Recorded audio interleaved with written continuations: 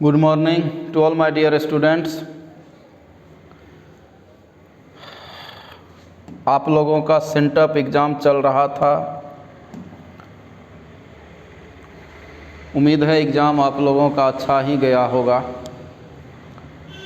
तो किसी कारणवश ये भी मैसेज मिला है कि आपका 13 तारीख का एग्ज़ाम जो होने वाला था और 15 तारीख वाला, उसका डेट आगे बढ़ा दिया गया है और वो कर दिया गया है 23 नवंबर और 25 नवंबर को। तो समय काफ़ी है। 13 तारीख कल था, 14 है, तो अभी 10 से 11 दिन अभी आपका एग्ज़ाम है उधर। तो समय आपका जाया ना हो, इसी चीज़ को देखते हुए समय बर्बाद ना हो, इसी चीज़ को देखते हुए एक नोटिस देने आए हैं।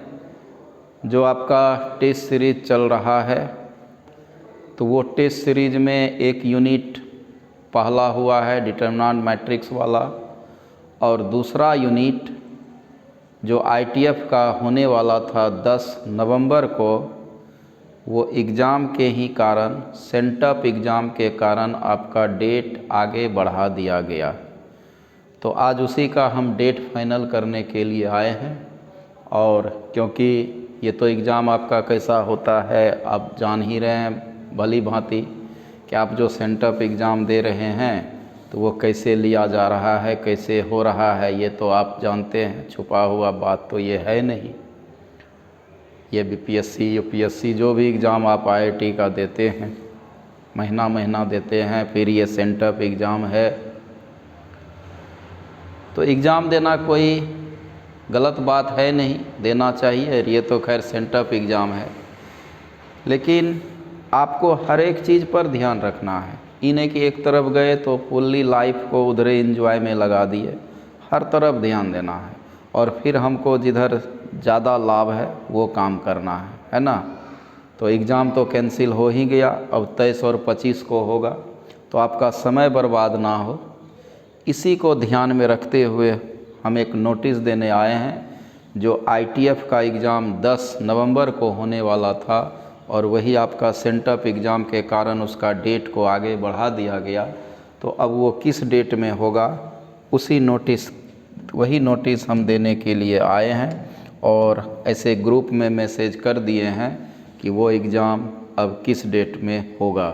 तो मैसेज हम कर दिए हैं, वो 17 तारीख को आपका एग्ज़ाम होगा। मतलब संडे जो आ रहा है वो 17 तारीख को एग्ज़ाम होने वाला है, तरसों, है ना।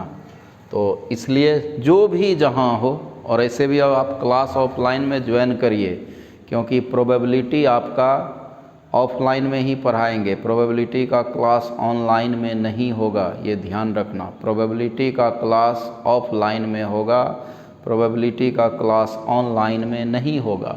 इसलिए आप अब क्लास ज्वाइन करिए, जब एग्ज़ाम होगा जाके दे देना है, ठीक। तो वो जो आईटीएफ का यूनिट 2 जो मेरा आईटीएफ था, लिख दे रहे हैं।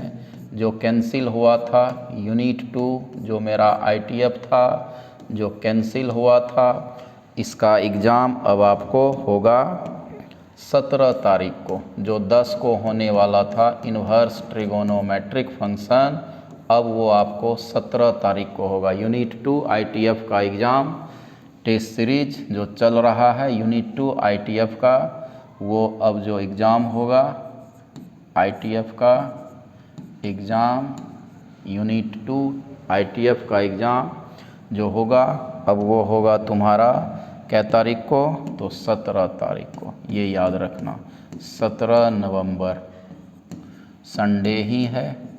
टाइम जो है उसी टाइम में होगा, टाइम में कोई बदलाव नहीं है, सिर्फ आपका डेट बढ़ा था सेंटअप एग्ज़ाम के कारण। तो आईटीएफ का एग्ज़ाम 17 तारीख को होगा।